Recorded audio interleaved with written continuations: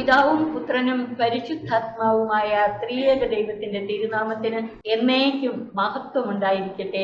ആമേൻ. കർത്താവിനാൽ സ്നേഹിക്കപ്പെടുന്ന പ്രിയ സഹോദരങ്ങളെ, ഇന്ന് നമ്മൾ ലൂക്കായുടെ സുവിശേഷം 14-15 അധ്യായങ്ങൾ ധ്യാന വിഷയമാക്കുകയാണ്.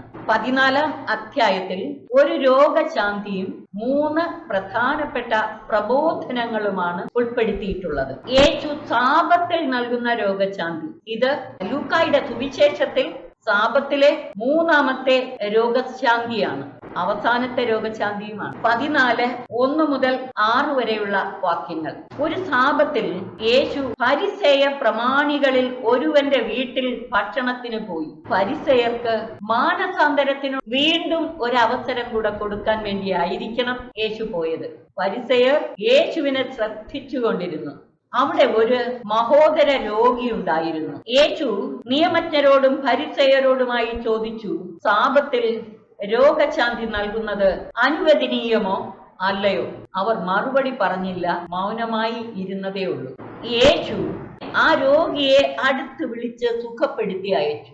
അനന്തരം വീണ്ടും അവരോട് ചോദിച്ചു, സാബത്തിൽ തന്റെ പുത്രനോ കാളയോ കിണറ്റിൽ വീണാൽ ഉടൻ പിടിച്ചു കയറ്റാത്തവനായി നിങ്ങളിൽ ആരുണ്ട്? യേശു എന്തുകൊണ്ടാണ് അങ്ങനെ ചോദിച്ചതെന്നറിയാമോ?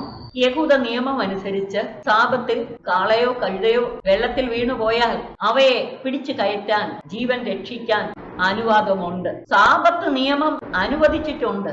അതുകൊണ്ടാണ് യേശു അവരോട് ഇങ്ങനെ ചോദിക്കുന്നത്. പിന്നെന്തുകൊണ്ട് സാബത്തിൽ യേശുവിലൂടെയുള്ള ദൈവത്തിന്റെ രക്ഷണീയ പ്രവൃത്തിയെ അവർ ചോദ്യം ചെയ്യുന്നു? യേശു രോഗസൗഖ്യവും പിശാചുക്കളിൽ നിന്ന് ബഹിഷ്കരിക്കുന്നതുമെല്ലാം ഭൂമിയിൽ ദൈവരാജ്യം സംജാതമാക്കുവാനുള്ള ദൈവത്തിന്റെ രക്ഷണീയ വ്യാപാരത്തിന്റെ അടയാളങ്ങളാണല്ലോ. ഈ രക്ഷാകരമായ പ്രവൃത്തികൾ ചെയ്യാൻ സാബത്ത് ഒരിക്കലും തടസ്സമാകുന്നില്ല. സാബത്ത് നിയമം അതിനെ തടസ്സം ചെയ്യുന്നില്ല. പക്ഷേ യഹൂദർ സാബത്തിനെ തെറ്റായി വ്യാഖ്യാനിച്ച് അവരുടേതായ സൗകര്യമനുസരിച്ച് നിയമങ്ങളും വർദ്ധിപ്പിച്ച് അവർ മുന്നോട്ട് പോകുന്ന രീതിയെയാണ് യേശു ചോദ്യം ചെയ്യുന്നത്. യേശുവിന്റെ ഈ ചോദ്യത്തിനും നിയമജ്ഞരും ഫരിസേയരും ആരും മറുപടി പറഞ്ഞില്ല. അപ്പോൾ യേശു അടുത്ത് തന്റെ പ്രബോധനത്തിലേക്ക് പ്രവേശിക്കുകയാണ്. 14-ാം അധ്യായം 7 മുതൽ 11 വരെയുള്ള വാക്യങ്ങളിൽ അതിഥിക്ക് നൽകുന്ന പ്രബോധനമാണ്. 12 മുതൽ 14 വരെയുള്ള വാക്യങ്ങൾ ആതിഥേയന് നൽകുന്ന പ്രബോധനമാണ്. ക്ഷണിക്കപ്പെട്ടവർ പ്രമുഖ സ്ഥാനങ്ങൾ തെരഞ്ഞെടുക്കുന്നത് കണ്ടപ്പോൾ അവൻ അവരോട് ഒരു ഉപമ പറഞ്ഞു. ആരെങ്കിലും നിന്നെ ഒരു കല്യാണത്തിന് ക്ഷണിച്ചാൽ പ്രമുഖ സ്ഥാനത്ത് കയറിയിരിക്കരുത്.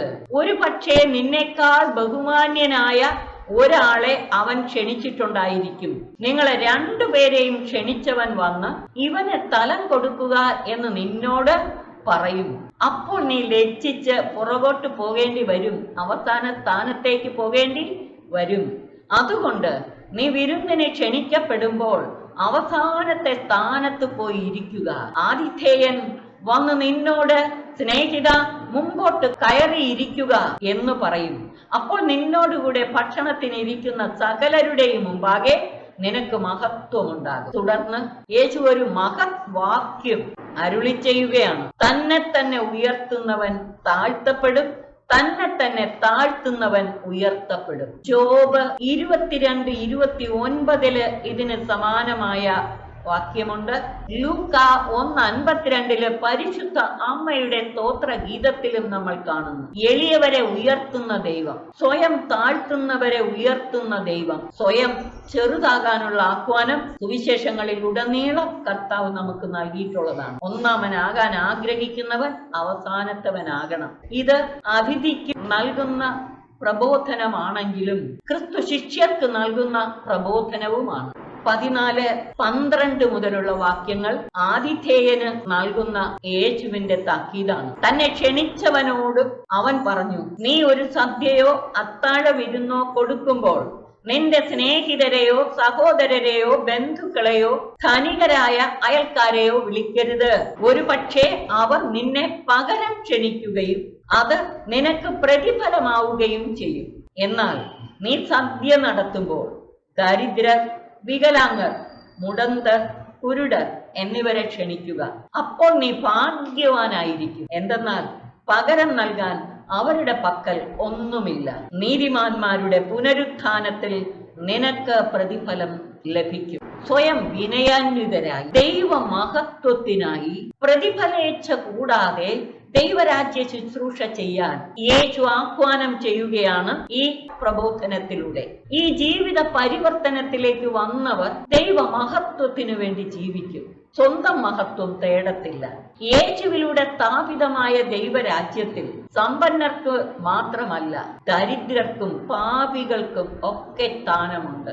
ലൂക്ക യേശുവിനെ അവതരിപ്പിച്ചിരിക്കുന്നത് തന്നെ സമഗ്ര വിമോചകനായി. 14-15 മുതലുള്ള വാക്യങ്ങളിൽ യേശു വിരുന്നിന്റെ ഉപമ നൽകുന്നു. രണ്ടാമത്തെ പ്രബോധനമാണ് വിരുന്നിന്റെ ഉപമ. 15 മുതലുള്ള വാക്യങ്ങൾ ദൈവം യേശുവിലൂടെ നൽകുന്ന രക്ഷാ വാഗ്ദാനവും ദൈവിക പദ്ധതിയുമാണ് സൂചിപ്പിക്കുന്നത്. പ്രത്യേകിച്ച് യഹൂദർക്കായി ദൈവം യേശു ക്രിസ്തുവിലൂടെ വച്ചു നീട്ടുന്ന രക്ഷാദാനം, യേശുവിലൂടെ ദൈവം വച്ചു നീട്ടിയ രക്ഷാ വാഗ്ദാനവും ദൈവത്തിന്റെ രക്ഷാകര പദ്ധതിയും തിരസ്കരിച്ച യഹൂദർക്കായുള്ള താക്കീതാണ് ഈ വിരുന്നിന്റെ ഉപമ. ദൈവരാജ്യത്തിലെ വിരുന്ന് ആസ്വദിക്കണമെങ്കിൽ ദൈവം യേശുവിലൂടെ നൽകിയ ആഹ്വാനം സ്വീകരിക്കണം. ദൈവം യേശുവിലൂടെ നൽകിയ ആഹ്വാനം സ്വീകരിക്കാത്ത ആർക്കും ദൈവരാജ്യത്തിൽ അവനോടൊത്ത് വിരുന്നിനിരിക്കാൻ സാധിക്കില്ല. അതാണ് ഈ ഉപമയിലെ പ്രധാന സന്ദേശം. നമുക്ക് ഈ ഉപമയൊന്ന് ശ്രവിക്കാം. അവനോടുകൂടെ ഭക്ഷണത്തിനിരുന്നവരിൽ ഒരുവൻ ഇത് കേട്ടിട്ട്, അതായത് യേശു ആതിഥേയർക്ക് നൽകിയ ഉപദേശം കേട്ടിട്ട് യേശുവിനോടൊപ്പം ഭക്ഷണത്തിനിരുന്നവരിൽ ഒരാൾ അവനോട് പറഞ്ഞു, ദൈവരാജ്യത്തിൽ അപ്പം ഭക്ഷിക്കുന്നവൻ ഭാഗ്യവാൻ, ദൈവത്തോടൊത്ത് വിരുന്നിനിരിക്കുന്നവർ ഭാഗ്യവാന്മാരാണ്. അപ്പോൾ യേശു അവനോട് പറഞ്ഞു, ഒരുവൻ ഒരിക്കൽ ഒരു വലിയ സദ്യ ഒരുക്കി വളരെ പേരെ ക്ഷണിക്കുകയും ചെയ്തു. സദ്യക്ക് സമയമായപ്പോൾ അവൻ ദാസനെ അയച്ച് ക്ഷണിക്കപ്പെട്ടവരെ അറിയിച്ചു. യഹൂദ രീതി അനുസരിച്ച് ആദ്യം വിരുന്നിന് യജമാനൻ ക്ഷണിക്കണം, എങ്കിൽ മാത്രമേ വിരുന്നിന് അതിഥികൾ എത്തുകയുള്ളൂ. പക്ഷെ വിരുന്നിന് സമയമാകുമ്പോൾ ഈ യജമാനൻ തന്റെ ദാസരെ വിട്ട് അവരെ വീണ്ടും വിളിക്കുക. ഇതാണ് സാധാരണ പതിവ്. ആ പതിവാണ് ഇവിടെയും പറഞ്ഞേക്കുന്നത്. വളരെ പേരെ ക്ഷണിച്ചു, അവരെല്ലാം വരാമെന്ന് സമ്മതിക്കുകയും ചെയ്തു. സദ്യക്ക് സമയമായപ്പോൾ അവൻ ദാസനെ അയച്ച് ക്ഷണിക്കപ്പെട്ടവരെ അറിയിച്ചു, വരുവിൻ, എല്ലാം തയ്യാറായിരിക്കുന്നു. എന്നാൽ അവരെല്ലാവരും ഒന്നുപോലെ ഒരു കഴിവ് പറയാൻ തുടങ്ങി. ഒന്നാമൻ പറഞ്ഞു, ഞാനൊരു വയൽ വാങ്ങി അത് പോയി കാണേണ്ടിയിരിക്കുന്നു, അതുകൊണ്ട് എന്നെ ഒഴിവാക്കണം. മറ്റൊരുവൻ പറഞ്ഞു, ഞാൻ 5 ജോഡി കാളകളെ വാങ്ങിച്ചു, അവയെ പരീക്ഷിച്ചു നോക്കുവാൻ പോകുന്നു, എനിക്ക് ഒഴിവ് തരണം. മൂന്നാമൻ പറഞ്ഞു, എന്റെ വിവാഹം കഴിഞ്ഞതേ ഉള്ളൂ, അതിനാൽ എനിക്ക് വരാൻ നിവർത്തിയില്ല. ആ ദാസൻ തിരിച്ചു ചെന്ന് യജമാനനെ വിവരം ധരിപ്പിച്ചു. യജമാനൻ കോപിച്ച് ദാസനോട് പറഞ്ഞു, നീ വേഗം പട്ടണത്തിന്റെ തെരുവുകളിലും ഊടുവഴികളിലും ചെന്ന് ദരിദ്രരെയും വികലാംഗരെയും കുരുടരെയും ഉടന്തരെയും ഇവിടെ കൂട്ടിക്കൊണ്ടുവരിക. അനന്തരം ആ ദാസൻ പറഞ്ഞു, യജമാനനെ, നീ കൽപ്പിച്ചതുപോലെ ഞാൻ ചെയ്തു, ഇനിയും സ്ഥലമുണ്ട്. യജമാനൻ ദാസനോട് പറഞ്ഞു, നീ പെരുവഴിയിലും ഇടവഴിയിലും ചെന്ന് എന്റെ വീട് നിറയുവോളം ആളുകളെ അകത്തേക്ക് വരുവാൻ നിർബന്ധിക്കുക. എന്തെന്നാൽ ക്ഷണിക്കപ്പെട്ടവരിൽ ഒരുവനും എന്റെ വിരുന്ന് ആസ്വദിക്കുകയില്ല എന്ന് ഞാൻ നിങ്ങളോട് പറയുന്നു. അവർ തിരസ്കൃതരാകാൻ കാരണം അവർ അതിന് കൊടുക്കേണ്ട പ്രാധാന്യം, പ്രയോറിറ്റി കൊടുത്തില്ല. യേശുവിനോടൊക്കെ വിരുന്നിന് ഇരിക്കുന്നവർ ഭാഗ്യവാൻ. നാം എന്തൊക്കെ ശുശ്രൂഷകൾ ചെയ്താലും അതെല്ലാം ദൈവരാജ്യത്തിലേക്ക് പ്രവേശിക്കാനുള്ള മാർഗമായി മാറണം, തടസ്സങ്ങളാകരുത്. സ്വർഗീയ സൗഭാഗ്യത്തെക്കാൾ കൂടുതൽ പ്രധാനമായി ഈ ലോകത്തിൽ മറ്റൊന്നും ഉണ്ടാകരുത്. തുടർന്ന് 25 മുതൽ 35 വരെയുള്ള വാക്യങ്ങളിൽ യേശു ശിഷ്യത്വത്തിന്റെ വിലയെക്കുറിച്ച് തന്റെ പിന്നാലെ വരുന്ന ശിഷ്യ സമൂഹത്തെ ഉദ്ബോധിപ്പിക്കുകയാണ്. ഈ ഫരിസേയരുടെയും നിയമജ്ഞരുടെയും മാതൃക സ്വീകരിക്കരുത്. അവർ ദൈവം വെച്ച് നീട്ടിയ രക്ഷാ വാഗ്ദാനം തിരസ്കരിച്ചവരാണ്, തന്നെ ഉയർത്താൻ ശ്രമിക്കുന്നവരാണ്. ആ മാതൃക തന്റെ ശിഷ്യഗണം അനുവർത്തിക്കാൻ പാടില്ല. ഈ കാര്യങ്ങൾ ഫരിസേയരോടും നിയമജ്ഞരോടും നൽകുന്ന താക്കീതാണ്, അതേസമയം തന്നെ അനുഗമിക്കുന്നവർക്ക് നൽകുന്ന മാർഗനിർദ്ദേശങ്ങളുമാണ്. 25 മുതലുള്ള വാക്യങ്ങൾ നമുക്ക് ശ്രവിക്കാം. വലിയ ജനക്കൂട്ടങ്ങൾ അവന്റെ അടുത്തു വന്ന് അവൻ തിരിഞ്ഞു തിരിഞ്ഞ് അവരോട് പറഞ്ഞു, സ്വന്തം പിതാവിനെയും മാതാവിനെയും ഭാര്യയെയും മക്കളെയും സഹോദരന്മാരെയും സഹോദരിമാരെയും എന്നല്ല സ്വജീവനെ തന്നെയും വെറുക്കാതെ എന്റെ അടുത്ത് വരുന്ന ആർക്കും എന്റെ ശിഷ്യനായിരിക്കുവാൻ സാധിക്കുകയില്ല.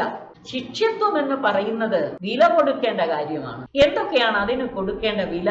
സ്വന്തം പിതാവിനെയും മാതാവിനെയും ഭാര്യയെയും മക്കളെയും സഹോദരന്മാരെയും സഹോദരിമാരെയും ഉപേക്ഷിക്കണം എന്ന് പറയുമ്പോൾ അർത്ഥം അവരെല്ലാം വെറുത്തുപേക്ഷിക്കണമെന്നല്ല. പക്ഷേ അതിനേക്കാൾ കൂടുതൽ പ്രയോറിറ്റി ക്രിസ്തു ശിഷ്യത്വത്തിന് നൽകണം. ഒന്നാമതായി അവരിൽ നിന്ന് ആവശ്യപ്പെടുന്ന ത്യാഗം ഇതാണ്. ഇതുവരെ വിലപ്പെട്ടതെന്ന് കരുതിയതെല്ലാം ത്യജിക്കാൻ തയ്യാറാകണം. രണ്ടാമത്, സ്വന്തം ജീവനെ തന്നെയും വെറുക്കണം, തന്നെ തന്നെ വെറുക്കണം. മൂന്നാമതായി യേശു പറയുന്നു, സ്വന്തം കുരിശു വഹിക്കാതെ എന്റെ പിന്നാലെ വരുന്നവന് എന്റെ ശിഷ്യനായിരിക്കാൻ കഴിയുകയില്ല. ക്രിസ്തു ശിഷ്യത്വത്തിന്റെ പാത കുരിശിലൂടെ മഹത്വത്തിലേക്ക് പ്രവേശിക്കേണ്ട പാതയാണ്. അതുകൊണ്ട് കുരിശു വഹിക്കാൻ തയ്യാറാകണം. ഇത് പറഞ്ഞിട്ട് കർത്താവ് 2 ഉദാഹരണങ്ങൾ എടുത്തു പറഞ്ഞുകൊണ്ട് തന്നെ അനുഗമിക്കാൻ ആഗ്രഹിക്കുന്നവർക്ക് ആത്മശോധനയ്ക്ക് വിഷയം നൽകുകയാണ്. ഗോപുരം പണിയാൻ ഇച്ഛിക്കുമ്പോൾ അത് പൂർത്തിയാക്കാൻ വേണ്ട വക തനിക്കുണ്ടോ എന്ന് അതിന്റെ ചിലവ് ആദ്യമേ തന്നെ കണക്ക് കൂട്ടി നോക്കാത്തവർ ആരുണ്ട്? ഒരു ഗോപുരം പണിയുന്നെങ്കിൽ അല്ലെങ്കിൽ ഒരു ഭവനം പണിയുന്നെങ്കിൽ അത് പണിയുന്നതിന് മുമ്പ് അതിനു വേണ്ട ചിലവ് കൂട്ടി നോക്കിയിട്ട് അതിനുള്ള വക തനിക്കുണ്ടോ എന്ന് കണക്കുകൂട്ടി നോക്കണം. അങ്ങനെ ചെയ്യുന്നില്ലെങ്കിൽ അടിത്തറ കെട്ടിക്കഴിഞ്ഞ് പണി മുഴുവനാക്കാൻ കഴിയാതെ വരുമ്പോൾ കാണുന്നവരെല്ലാം അവനെ ആക്ഷേപിക്കും.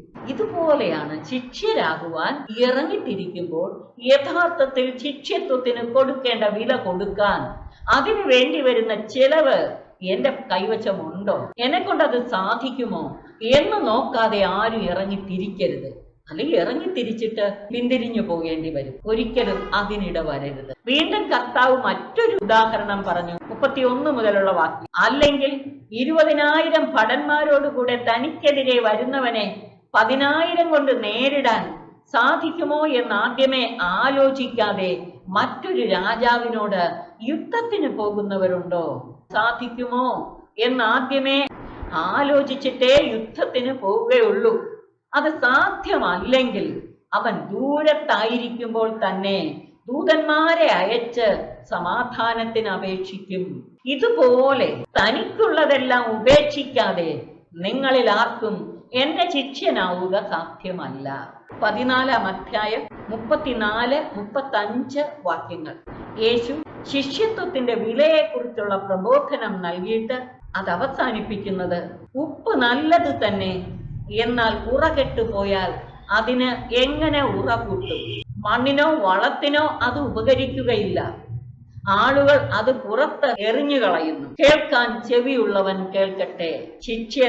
ശിഷ്യത്വത്തിന്റെ വില കൊടുക്കാൻ തയ്യാറായാൽ മാത്രം പോരാ, ശിഷ്യന് ശിഷ്യത്വത്തിന്റെ ഗുണം വേണം. ഉപ്പുറകെട്ടു പോകാൻ ഇടയായാൽ അതിന് പിന്നെ എന്ത് പ്രയോജനം? ശിഷ്യന് ശിഷ്യത്വത്തിന്റെ ഗുണം വേണം. ക്രിസ്തു ശിഷ്യർക്കുണ്ടായിരിക്കേണ്ട ഗുണഗണങ്ങൾ, നന്മ ഉണ്ടാകണം. ശിഷ്യത്വത്തിന്റെ നന്മകൾ ഉൾക്കൊള്ളുന്ന യഥാർത്ഥ ശിഷ്യരായാൽ അവർ ദൈവരാജ്യത്തിന്റെ അവകാശികളാകുമെന്ന് മാത്രമല്ല, അനേകരെ ഈ ദൈവരാജ്യത്തോട് ചേർത്ത് നിർത്താൻ സാധിക്കും. പ്രിയമുള്ളവരെ, നമുക്ക് 15-ാം അധ്യായത്തിലേക്ക് പോകാം. ലൂക്കായുടെ സുവിശേഷത്തിന്റെ സുവിശേഷം എന്ന് പറയുന്ന ഒരു അധ്യായമാണ് ഈ 15-ാം അധ്യായം. അതിൽ 3 ഉപമകളാണ് കാണുന്നത്. കാണാതെ പോയ ആടിന്റെ ഉപമ, കാണാതായ നാണയത്തിന്റെ ഉപമ, ധൂർത്തപുത്രന്റെ ഉപമ. ഈ 3 ഉപമകളെ കുറിച്ച് കേൾക്കുമ്പോൾ തന്നെ വളരെ വ്യക്തമാണ് സാർവത്രിക രക്ഷയെക്കുറിച്ച് പ്രതിപാദിക്കുന്ന ഒരു അധ്യായമാണിത്. യേശുവിലൂടെ സംജാതമായ ദൈവരാജ്യത്തിൽ നഷ്ടപ്പെട്ടു പോയവർക്കും പാപികൾക്കും ധൂർത്തരായി ജീവിക്കുന്നവർക്കും ഒക്കെ പ്രവേശനമുണ്ട്. ഈ ഉപമ 3 യേശു പറയുന്ന പശ്ചാത്തലം ഒന്ന് ശ്രദ്ധിക്കുക. ചുങ്കക്കാരും പാപികളുമെല്ലാം അവന്റെ വാക്കുകൾ കേൾക്കാൻ അടുത്തു വന്നുകൊണ്ടിരുന്നു. ഫരിസയരും നിയമജ്ഞരും പിറുപിറുത്തു, ഇവൻ പാപികളെ സ്വീകരിക്കുകയും അവരോട് കൂടെ ഭക്ഷണം കഴിക്കുകയും ചെയ്യുന്നു. ഈ 2 വാക്യങ്ങളുടെ പശ്ചാത്തലത്തിൽ വേണം 15-ാം അധ്യായത്തിലെ 3 ഉപമകളെയും മനസ്സിലാക്കാൻ ശ്രമിക്കേണ്ടത്. നമ്മൾ ഇതുവരെയുള്ള വിശദീകരണങ്ങളിൽ നിന്ന് തന്നെ കണ്ടു, യേശു പാപികളെയും ചുങ്കക്കാരെയും അവഗണിക്കപ്പെട്ടവരെയും ദരിദ്രരെയും ഒക്കെ തന്റെ കൂടെ ചേർക്കുന്നു. അവരിൽ ഒന്നായി യേശു പലപ്പോഴും അവരുടെ പക്കൽ അവരോട് കൂടെ കാണപ്പെടുന്നു. അവരെ തന്നോട് ചേർത്ത് നിർത്തുകയും ചെയ്യുന്നുണ്ട്. യഹൂദര് പറയുന്നു, പാപികളും ചുങ്കക്കാരെയും ദരിദ്രരും അവരെല്ലാം ശാപിക്കപ്പെട്ടവരാണ്, അവർ ദൈവരാജ്യത്തിന്റെ അവകാശികളല്ല. എന്നാൽ യേശു പറയുന്നു, കർത്താവ് വന്നത് അവരെ സ്വീകരിക്കാൻ, ക്ഷണിക്കാനാണ്. കാണാതെ പോയ ആടിന്റെ ഉപമ. കർത്താവ് ചോദിക്കുകയാണ്, നിങ്ങളിൽ ആരാണ് തനിക്ക് 100 ആടുകൾ ഉണ്ടായിരിക്കെ അവയിൽ ഒന്ന് നഷ്ടപ്പെട്ടാൽ 99നെയും മരുഭൂമിയിൽ വിട്ടിട്ട് നഷ്ടപ്പെട്ടതിനെ കണ്ടുകിട്ടുകോളം തേടിപ്പോകാത്തത്? 99നെയും വിട്ടിട്ട് നഷ്ടപ്പെട്ടു പോയതിനെ തേടിപ്പോകുന്നു. കാണാതെ പോയ ആടിനെ തേടിപ്പോകുന്ന നല്ലിടയന്റെ ചിത്രം ധ്യാനിക്കാൻ എത്ര മനോഹരമാണെന്നറിയാമോ? ചെമ്മരിയാടുകൾ ഇടയൻ മുന്നേ പോയാൽ മതി, ആടുകൾ പറ്റം ചേർന്ന് പോകും. ഒരാട് ഇടയ്ക്കിടെ ഇച്ചിരി പച്ചിപ്പ് കണ്ടപ്പോ പെട്ടെന്നൊന്ന് പോയി കടിച്ചു തിന്നിട്ട് കൂടെ ഓടിയെത്തി. ഇടയൻ അറിഞ്ഞുപോലുമില്ല. പക്ഷേ പല പ്രാവശ്യമായപ്പോ ലൈസൻസ് ആയി. ആടെന്തിയെന്നറിയാമോ? നിന്നങ്ങ് തിന്നു. തിന്ന് അത് ആസ്വദിച്ചപ്പോൾ ഇടയനെയും ആട്ടിൻപറ്റത്തെയും മറന്നുപോയി. വയറ് നിറഞ്ഞപ്പോൾ നോക്കിയപ്പോ ഇടയനെയും കാണുന്നില്ല, ആട്ടിൻപറ്റത്തെയും കാണുന്നില്ല. ഈ ആട് ഇടയാ എന്ന് വിളിച്ചുകൊണ്ട് ഓടാൻ തുടങ്ങി. ഇടയനെ കാണുന്നില്ല. കാണാതെ വന്നപ്പോ തീർച്ചയായിട്ടും സംഭ്രമം ഉണ്ടായി കാണും. അപ്പൊ ഓട്ടത്തിന് സ്പീഡ് കൂട്ടി. അങ്ങനെ ഓടിയപ്പോൾ ഒരു മുൾക്കൂട്ടത്തിൽ ഉടക്കിപ്പോയി. ഈ കുഞ്ഞാട് ആ കുറ്റിക്കാട്ടിൽ കിടന്ന് വിളിച്ചു, ഇടയാ ഇടയാ. കുഞ്ഞാടിന്റെ വിളി ഇടയൻ കേട്ടില്ല, ഇടയൻ അറിഞ്ഞുമില്ല. ആടുകളെ വെള്ളം കൊടുക്കാൻ ഒരുമിച്ച് കൂട്ടിയപ്പോൾ ആടുകളെ എണ്ണി നോക്കിയപ്പോ ഒരെണ്ണത്തെ കാണുന്നില്ല. ഇടയൻ എന്ത് ചെയ്യും? ആ ആടുകളെ അവിടെ ഇട്ടിട്ട് ഈ കാണാതെ പോയതിനെ വന്ന വഴിയെ തേടി വരികയാ. കുഞ്ഞാടേ കുഞ്ഞാടേ എന്ന് വിളിച്ചുകൊണ്ട് ഇടയൻ വരികയാണ്. ആട് കേൾക്കുന്നുണ്ടോ? ആടും കിടന്ന് വിളിക്കുന്നുണ്ട്, ഇടയാ ഇടയാ എന്ന്. അവസാനം കുഞ്ഞാടിന് ചെറുതായിട്ടൊന്ന് ഇടയന്റെ സ്വരം ചെവിയിലെത്തി. എത്തിയപ്പോൾ കുഞ്ഞാട് സർവശക്തിയും എടുത്ത് വിളിച്ചു, ഇടയാ. അപ്പോ ആ സ്വരം ഇടയന്റെ ചെവിയിലും എത്തി. ഇടയൻ ഓടിയെത്തി. ഇടയൻ വന്നപ്പോൾ കുഞ്ഞാട് മുൾക്കൂട്ടത്തിൽ കുരുങ്ങി കിടക്കുകയാണ്. ഇടയന് അതിന്റെ ഇടയിൽ മുട്ടുകുത്തി. കാലുകൾ തീർച്ചയായും മുള്ളുകൊള്ളും. ആ മുള്ളുകളെ വിടുവിച്ച് ഈ കുഞ്ഞാടിനെ മുറിവ് അധികമേൽക്കാതെ വിടുവിച്ചെടുക്കണമെങ്കിൽ എന്തുമാത്രം മുള്ള് ഇടയന്റെ ശരീരത്തിലേറ്റുകയാണ്. അങ്ങനെ ഇടയൻ കുഞ്ഞാടിനെ കയ്യിലെടുത്തു. പിന്നെ അതിനെ നടത്തിക്കൊണ്ടുപോകത്തില്ല, തോളിലേറ്റിയാണ് ആട്ടിൻകൂട്ടത്തിലേക്ക് പോകുന്നത്. കാണാതെ പോയ ആടിനെ തേടിയെത്തുന്ന കർത്താവ് ഇതുപോലെ നമ്മെ തേടി വന്നതല്ലേ നമുക്ക് വേണ്ടി കുരിശിൽ മരിച്ചത്? അവൻ നമുക്ക് വേണ്ടി ഏറ്റെടുത്ത ത്യാഗങ്ങളെ കുറിച്ച് നമുക്ക് ബോധ്യമുണ്ടോ? ഈ കാണാതെ പോയ ആടിനെ കുറിച്ചുള്ള ഉപമ പറഞ്ഞിട്ട് കർത്താവ് അടുത്ത് പറയുന്ന നോക്കുക. 5-ാം വാക്യം, കണ്ടുകിട്ടുമ്പോൾ സന്തോഷിച്ച് അതിനെ തോളിലേറ്റുന്നു. വീട്ടിലെത്തുമ്പോൾ അവൻ കൂട്ടുകാരെയും അയൽവാസികളെയും വിളിച്ചുകൂട്ടി പറയും, നിങ്ങൾ എന്നോടുകൂടെ സന്തോഷിക്കുവിൻ, എന്റെ നഷ്ടപ്പെട്ട ആടിനെ കണ്ടുകിട്ടി. അതുപോലെ തന്നെ അനുതാപം ആവശ്യമില്ലാത്ത 99 നീതിമാന്മാരെ കുറിച്ചെന്നതിനേക്കാൾ അനുതപിക്കുന്ന ഒരു പാപിയെ കുറിച്ച് സ്വർഗത്തിൽ കൂടുതൽ സന്തോഷമുണ്ടാകുമെന്ന് ഞാൻ നിങ്ങളോട് പറയുന്നു. ഈ ഉപമയുടെ സന്ദേശം വളരെ വ്യക്തമാണ്. ഈ പരിസേരും യഹൂദരും എല്ലാവരും കേൾക്കണം, അത് തന്റെ ശിഷ്യരും മനസ്സിലാക്കണം. എല്ലാവർക്കും വ്യക്തമായ സന്ദേശം നൽകുന്ന ഉപമയാണിത്. നമ്മൾ പാപത്തിൽ അകപ്പെട്ടു പോയാൽ പോലും ഓർക്കണം, എന്നെ തേടി അലയുന്ന ഒരു ഇടയൻ എനിക്കുണ്ട്. അവൻ എന്റെ ജീവന് വേണ്ടി ജീവൻ വെച്ചവനാണ്. എന്നെ കണ്ടുകിട്ടുവോളം അവൻ തേടി അലയും. സ്വർഗം എനിക്ക് വേണ്ടി കാത്തിരിക്കുന്നു. ഞാൻ മനസ്സ് തിരിഞ്ഞ് മാനസാന്തരപ്പെട്ട് ദൈവത്തിലേക്ക് തിരിഞ്ഞാൽ സ്വർഗം സന്തോഷിക്കും. ലൂക്ക അവതരിപ്പിക്കുന്ന രക്ഷയുടെ ആനന്ദം. ഇതുപോലെ കാണാതെ പോയ നാണയത്തിന്റെ ഉപമ. ഏത് സ്ത്രീയാണ് തനിക്ക് 10 നാണയമുണ്ടായിരിക്കെ അതിലൊന്ന് നഷ്ടപ്പെട്ട വിളക്ക് കൊളുത്തി വീട് അടിച്ചു വാരി അത് കണ്ടുകിട്ടുവോളം ഉത്സാഹത്തോടെ അന്വേഷിക്കാത്തത്? ഇന്നത്തെ വീടിന്റെ പശ്ചാത്തലമല്ല. ഒരു നാണയം പോയാൽ വിളക്ക് കൊളുത്തി അടിച്ചു വാരി നോക്കേണ്ട കാര്യമില്ല. നമ്മൾ ഇന്ന് ടൈൽസ് ഒക്കെ ഇട്ട് അല്ലെങ്കിൽ മാർബിൾ ഇട്ട് വളരെ സ്മൂത്തായിട്ടുള്ള പ്രതലം പോലെയല്ല പാവപ്പെട്ട അന്നത്തെ വീടുകൾ. ഇലക്ട്രിസിറ്റി ഇതൊന്നുമില്ല. വെന്റിലേഷൻ വേണ്ടത്ര ഇല്ല. വിളക്ക് കൊളുത്തിയാലേ നാണയം നോക്കാൻ പറ്റൂ. വെറുതെ വിളക്ക് കൊളുത്തിയാലും പോരാ, അടിച്ചു വാരി നോക്കണം. അങ്ങനെ ഈ നാണയം കണ്ടു കിട്ടുമ്പോൾ കൂട്ടുകാരെ എല്ലാരെയും വിളിച്ചു കൂട്ടി പറയും, എന്നോടൊത്ത് സന്തോഷിക്കുവാൻ എന്റെ നഷ്ടപ്പെട്ട നാണയം വീണ്ടു കിട്ടിയിരിക്കുന്നു. അത് പറഞ്ഞിട്ടും യേശു ചേർത്തിരിക്കുന്ന വാക്യം നോക്കിയേ. 15:7 പറഞ്ഞതുപോലെ 15:10 പറയുന്ന ശ്രദ്ധിച്ചേ. അനുതപിക്കുന്ന ഒരു പാപിയെ കുറിച്ച് ദൈവത്തിന്റെ ദൂതന്മാരുടെ മുമ്പിൽ സന്തോഷമുണ്ടാകുമെന്ന് ഞാൻ പറയുന്നു. ഇനി ഒരു ഉപമ കൂടെ, ധൂർത്തപുത്രന്റെ ഉപമ. ഉപമ എല്ലാവർക്കും അറിയാവുന്നത് കൊണ്ട് ഞാൻ വചനഭാഗം വായിക്കുന്നില്ല. 15, 11 മുതൽ 32 വരെയുള്ള വാക്യങ്ങൾ. ഇതിനകത്തെ പ്രധാനപ്പെട്ട സന്ദേശം മാത്രം ഞാൻ എടുത്തു പറയട്ടെ. ഒരു പിതാവിന് 2 മക്കൾ ഉണ്ടായിരുന്നു. ഇളയവൻ അപ്പനോട് ബഹളം വെച്ച് അവന്റെ സ്വത്തും വാങ്ങിച്ചു കൊണ്ടുപോയി. ആ സ്വത്ത് ധൂർത്തടിച്ചു ജീവിച്ചു. അവസാനം പന്നി മേയ്ക്കുന്ന പണിയിലേർപ്പെട്ടു. പന്നിക്ക് കൊടുക്കുന്ന തവിട് പോലും തനിക്ക് ഭക്ഷിക്കാൻ കിട്ടാതെയായി. ആ അവസ്ഥയിലെത്തിയപ്പോൾ അവനോർത്തു തന്റെ പിതാവിന്റെ ഭവനം. 17 വാക്യം, പന്നി തിന്നിരുന്ന തവിടെങ്കിലും കൊണ്ട് വയറ് നിറയ്ക്കാൻ അവൻ ആശിച്ചു, പക്ഷെ ആരും അവന് കൊടുത്തില്ല. അപ്പോൾ അവന് സുബോധമുണ്ടായി. അവൻ പറഞ്ഞു, എന്റെ പിതാവിന്റെ എത്രയോ ദാസന്മാർ സുഭിക്ഷമായി ഭക്ഷണം കഴിക്കുന്നു, ഞാനോ ഇവിടെ വിശന്ന് മരിക്കുന്നു. ഞാൻ എഴുന്നേറ്റ് എന്റെ പിതാവിന്റെ അടുത്തേക്ക് പോകും. ഞാൻ അവനോട് പറയും, പിതാവേ, സ്വർഗത്തിനെതിരായും നിന്റെ മുമ്പിലും ഞാൻ പാപം ചെയ്തു. നിന്റെ പുത്രൻ എന്ന് വിളിക്കപ്പെടാൻ ഞാൻ ഇനി യോഗ്യനല്ല. നിന്റെ ദാസരിൽ ഒരുവനായി എന്നെ സ്വീകരിക്കണമേ. അവൻ എഴുന്നേറ്റ് പിതാവിന്റെ അടുത്തേക്ക് ചെന്നു. ദൂരെ വെച്ച് തന്നെ പിതാവ് അവനെ തിരിച്ചറിഞ്ഞു. അവൻ മനസ്സലിഞ്ഞ് ഓടിച്ചെന്ന് അവനെ കെട്ടിപ്പിടിച്ചു എന്നാ പറഞ്ഞേക്കുന്നത്. പിതാവ് ഇവനെ കാത്തിരിക്കുകയായിരുന്നു. പ്രിയമുള്ളവരെ, ഇതെന്താണ് സൂചിപ്പിക്കുന്നത്? നമ്മെ കാത്തിരിക്കുന്ന സ്വർഗീയ പിതാവിന്റെ കരുണാർദ്ര സ്നേഹം. ആ പിതാവ് ഓടി വന്ന് അവനെ കെട്ടിപ്പിടിച്ചു. മകൻ പറഞ്ഞു, പിതാവേ, സ്വർഗത്തിനെതിരായും നിന്റെ മുമ്പിലും ഞാൻ പാപം ചെയ്തു. നിന്റെ പുത്രൻ എന്ന് വിളിക്കപ്പെടാൻ ഞാൻ ഇനി യോഗ്യനല്ല. പിതാവാകട്ടെ അതൊന്നും ചെവി പോലും കൊടുക്കാതെ തന്റെ ദാസരോട് പറഞ്ഞു, ഉടനെ മേൽത്തരം വസ്ത്രം കൊണ്ടുവന്ന് അവനെ ധരിപ്പിക്കുവിൻ. ഇവന്റെ കയ്യിൽ മോതിരവും കാലിൽ ചെരുപ്പും അണിയിക്കുവിൻ. അവന്റെ മുഷിഞ്ഞ വസ്ത്രം മാറ്റി അവനെ മോടിയുള്ള വസ്ത്രങ്ങൾ കൊണ്ട് അലങ്കരിച്ചു. പാപി ദൈവത്തിലേക്ക് തിരിയുമ്പോൾ അവന്റെ മലിന വസ്ത്രം മാറ്റി കൃപാ വസ്ത്രം ധരിപ്പിക്കുന്ന സ്വർഗീയ പിതാവ്. അതുപോലെ അവന്റെ കയ്യിൽ മോതിരം സ്വന്തമാക്കുന്നതിന്റെ അടയാളം.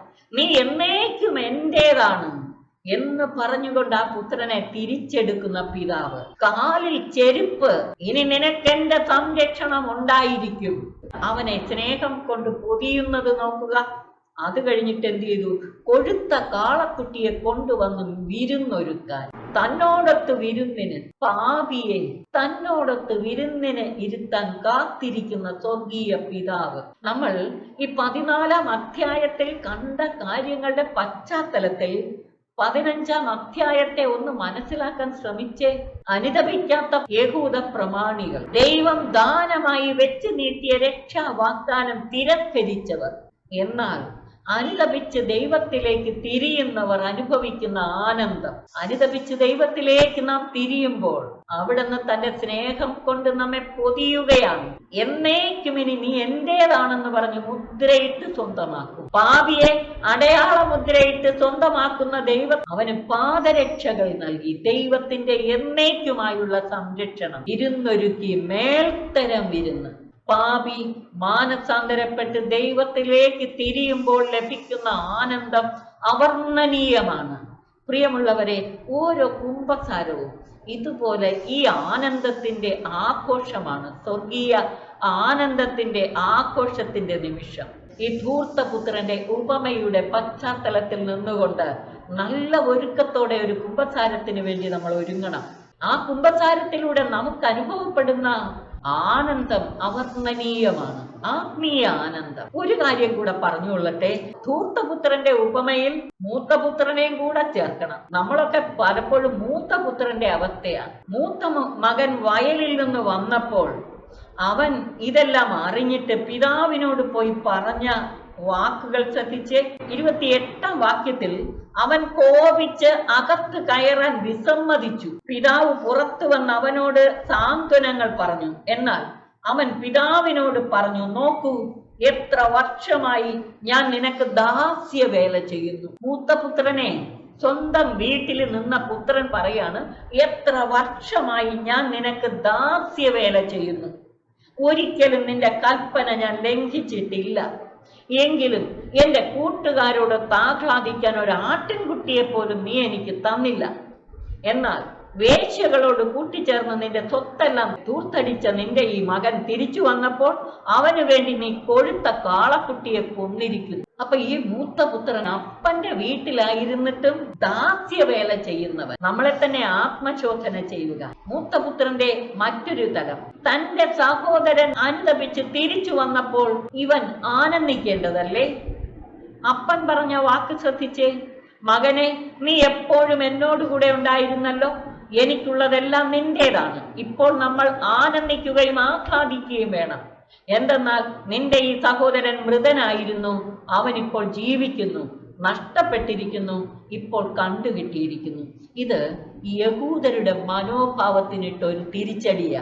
യഹൂദ നേതൃത്വം, ഫരിസേയരും നിയമജ്ഞരും പാപികളുടെ മാനസാന്തരം അവരാരും ആഗ്രഹിക്കുന്നില്ല. പിതൃഭവനത്തിലെ മക്കൾ അവരാണ്. പക്ഷേ ദാസ്യവേലയുടെ ദാസന്റെ അനുഭവമേ അവർക്കുള്ളൂ. മക്കളുടെ ആനന്ദം അവർ അനുഭവിക്കുന്നില്ല. മറ്റുള്ളവരുടെ മാനസാന്തരത്തിൽ ആനന്ദിക്കുവാൻ ആഗ്രഹിക്കുന്നില്ല. 3 ഉപമകളും ഫരിസേയർക്കും നിയമജ്ഞർക്കും വ്യക്തമായ സന്ദേശം നൽകുന്നു. അതോടൊപ്പം നമുക്ക് എല്ലാവർക്കും വലിയ സന്ദേശം നൽകുന്നു. പ്രിയമുള്ളവരെ, 11, 12, 13, 14, 15 ഈ അധ്യായങ്ങളിൽ നാം ചിന്താ വിഷയമാക്കിയ പ്രധാന കാര്യങ്ങളെല്ലാം ഒന്ന് ഹൃദയത്തിൽ സംഗ്രഹിച്ച് ധ്യാനിച്ചു നോക്കണം. നമ്മളെ പുതുജീവ ചൈതന്യത്തിലേക്ക് കർത്താവ് ക്ഷണിക്കുന്നു, രക്ഷയുടെ ആനന്ദത്തിലേക്ക്. ഒപ്പം സകലരെയും ഈ രക്ഷാ സമൂഹത്തിലേക്ക്, കർത്താവിന്റെ കൂട്ടായ്മയിലേക്ക്, ദൈവരാജ്യത്തിലേക്ക് കൂട്ടിക്കൊണ്ടുവന്ന് ആനന്ദം പൂർണ്ണമാക്കാൻ അവിടുന്ന് നമ്മെ ആഹ്വാനം ചെയ്യുന്നു. നമുക്ക് നമ്മെ തന്നെ സമർപ്പിക്കാം. സർവശക്തന്റെ കൃപയാൽ നമ്മെ നിറയ്ക്കട്ടെ. ഈ ആനന്ദം അനുഭവിക്കാനും അനേകർക്ക് ഇത് പങ്കുവയ്ക്കാനും ദൈവിക പദ്ധതി പൂർത്തീകരിക്കാനും നമുക്ക് നമ്മെ തന്നെ സമർപ്പിക്കാം. സർവശക്തൻ നമ്മെ അനുഗ്രഹിച്ച് ആശീർവദിക്കട്ടെ. പിതാവിനും പുത്രനും പരിശുദ്ധാത്മാവിനും സ്തുതി, ആദിമുതൽ എന്നേക്കും. ആമേൻ.